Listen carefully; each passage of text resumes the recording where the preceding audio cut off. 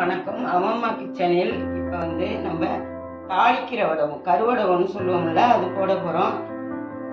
இப்போ நம்ம அதை எப்படி செய்யறதுன்னு பார்ப்போம். சரியா இருக்கா?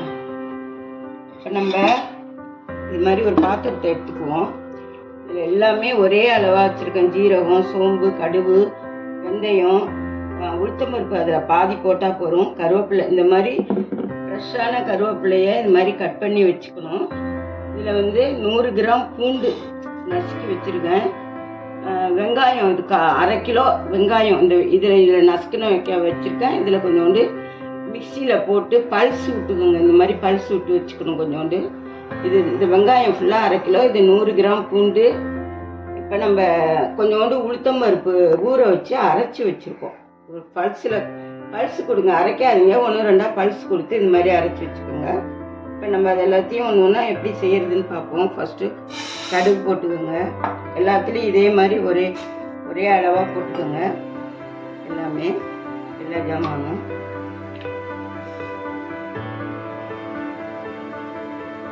அதில் கொஞ்சம் உளுத்தம்பருப்பு இருக்கிறதுனால கொஞ்சமாக உளுத்தம்பருப்பு போட்டால் போதும்.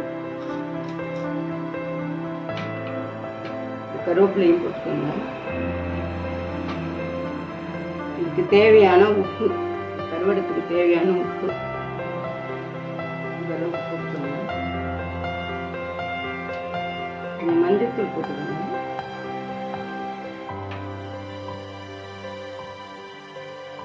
பூண்டு இந்த மாதிரி இடிச்சு போட்டுக்கோங்க. வெங்காயம் இந்த மாதிரி இடிச்சு போட்டுக்கோங்க.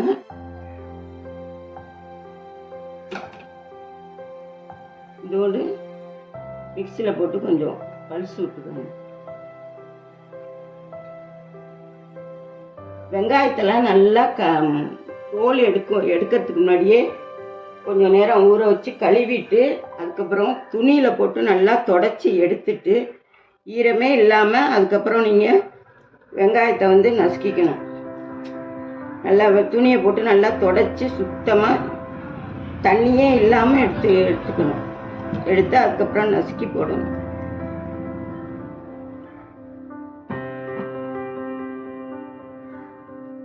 இதில் கொஞ்சம் விளக்கெண்ணெய் சேர்த்துக்கணும்.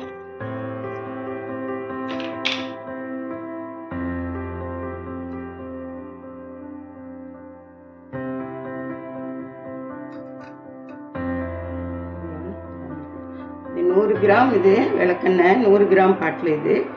இதில் நான் அதில் பாதி சேர்த்துருக்கேன். விளக்கெண்ணெய் தான் சேர்க்கணும். அப்படி விளக்கெண்ணெய் பிடிக்காதவங்க நல்லெண்ணெய் சேர்த்துக்கோங்க. அவ்வளவுதான். இதெல்லாம் போட்டு அப்படியே நம்ம பெசரி ஒரு 3 நாளைக்கு வச்சிடணும். தட்டு போட்டு மூடி நல்லா இப்படி பெசரணும். இப்படி அகலமான இடத்துல போட்டு நல்லா பெசரிக்கணும். நல்லா ஈவனாக இப்படி நல்லா பெசரிக்கிட்டு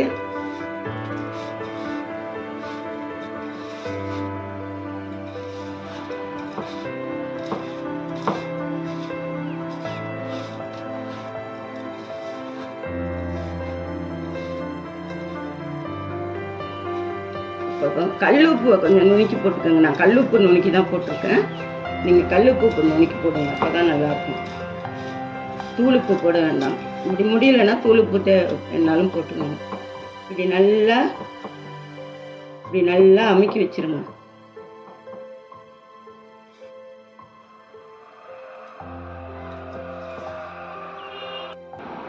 இது மாதிரி மூடி வச்சிருங்க. 3 நாள் கழிச்சு நம்ம இதை பார்ப்போம் என்ன செய்யணும். இப்போ நம்ம அன்னைக்கு ஊற வச்சோம். 3 நாள் கழிச்சு எப்படி இருக்கு பாருங்க. நல்லா ஊறி போயிருக்கு பாருங்க. இப்போ நம்ம இதில் கொஞ்சோண்டு இந்த மாதிரி கெட்டியாக உளுந்து அரைச்சி போட்டுக்கிட்டாதான் நமக்கு உருட்டுறதுக்கு வரும். நம்ம ஒரு கைப்பிடி அளவு உளுந்த ஊற வச்சு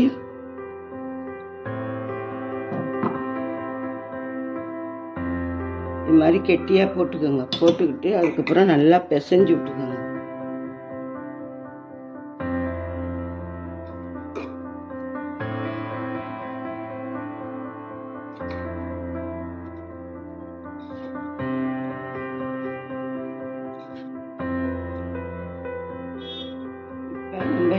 உருட்டி பார்க்கணும். இந்த மாதிரி தான் நல்லா உதிராம இந்த மாதிரி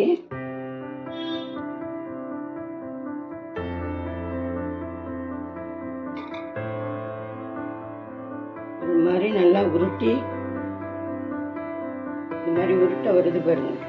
அப்படி இது மாதிரி உருட்ட வரலன்னா பேலன்ஸ் கொஞ்சம் இருக்கிறதையும் இதில் போட்டு சேர்த்துக்கணும்.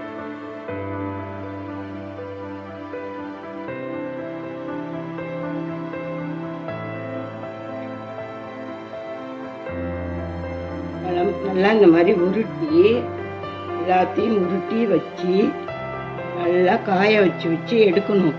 ஒரு நாள் ஃபுல் 2 நாள் 3 நாள் கூட காயும். நல்லா காஞ்சதுக்கப்புறம் நான் உங்களுக்கு காட்டினேன். இதை நல்லா வெயிலில் வைக்கணும். காலம்பரை வச்சு சாயங்காலம் எடுத்து அதுக்கப்புறம் தான் நம்ம டப்பாவில் போடணும். இது பாருங்கள் நல்லா உருட்ட வருது பாருங்கள்.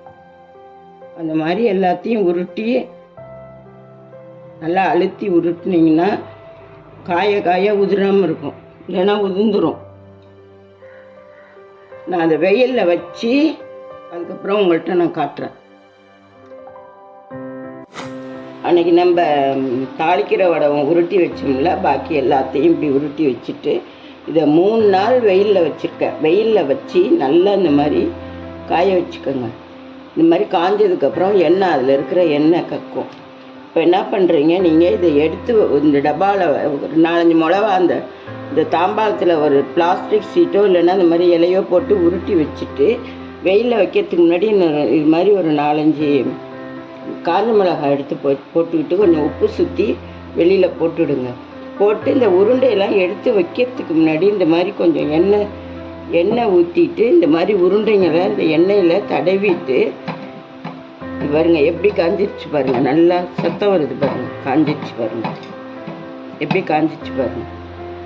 அதுக்கப்புறம் நீங்கள் இந்த மாதிரி டப்பாவில் எடுத்து வைக்கணும். எல்லாத்தையும் இந்த மாதிரி நல்லா எண்ணெயில் உருட்டி நல்லா தடவிட்டு எண்ணெயை தடவிட்டு அதுக்கப்புறம் இந்த டப்பாவில் இந்த மாதிரி டப்பாவில் மூடி எல்லாத்தையும் எடுத்து போட்டு நான் இதில் எல்லாம் எண்ணெய் தடவிட்டேன். இந்த மாதிரி எண்ணெய் தடவுறதுக்காக 4-5 எண்ணெய் தடவாமல் வச்சுருந்தேன். இந்த மாதிரி நல்லா எண்ணெய் தடவிட்டு அதுக்கப்புறம் இந்த டப்பாவில் எடுத்து வச்சுக்கிட்டிங்கன்னா இது பாருங்கள் எப்படி காஞ்சிருக்கு பாருங்கள். இந்த அளவுக்கு நல்லா காயணும். இந்த மாதிரி காஞ்சதுக்கப்புறம் இது தாளிச்சிங்கன்னா ஃபஸ்ட்டு எல்லோரும் மீன் குழம்புக்கு தான் முக்கியமாக தாளிப்பாங்க. தாளிச்சிங்கன்னா அவ்வளோ வாசனையாக இருக்கும். அப்படியே இப்படி எடுத்து வைக்கும்போதே அப்படி ஒரு வாசனையாக இருக்குங்க. நான் போட்ட 1/2 கிலோ இதுக்கு இடித்து போட்டிருக்கேன். வெங்காயம் ஒரு 200 கிராம் மிக்சியில் போட்டு பல்ஸ் விட்டு சுற்றி போட்டிருக்கேன். அது மாதிரியே நீங்கள் செஞ்சு இது மாதிரி ட்ரை பண்ணி பார்த்துட்டு உனக்கு உருண்டை பிடிக்கவில்லைன்னா கொஞ்சம் உளுந்து அரைச்சி சேர்த்துக்கிட்டு உருண்டை பிடிச்சி இந்த மாதிரி டப்பாவில் போட்டு வச்சுக்கிட்டிங்கன்னா 2 வருஷம் 3 வருஷம் 4 வருஷத்துக்கு கூட கெடாமல் இருக்கும். எனக்கு ட்ரை பண்ணி பார்த்து எனக்கு ஷேர் பண்ணுங்கள், சப்ஸ்கிரைப் பண்ணுங்கள், லைக் பண்ணுங்கள். உங்களுக்கு இந்த வீடியோ பிடிச்சிருந்தா நம்ம லைக் பண்ணுங்கள். தேங்க்யூ.